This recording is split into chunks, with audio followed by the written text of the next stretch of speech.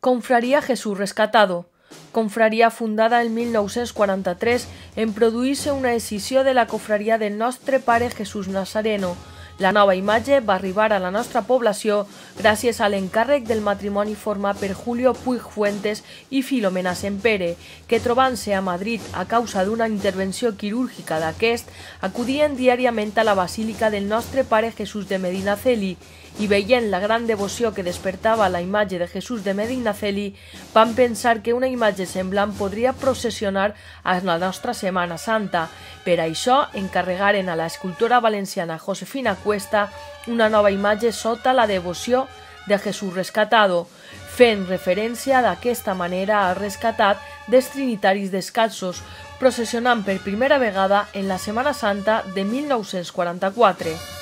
Elements a destacar són el tron tallat en fusta i daurat en pa de plata pel tallista valencià Vicente Martínez Estellés el 1993, així com el magnífic vestit que vist el Jesús Rescatado brodat per la crevillentina Maria Teresa Pàmies.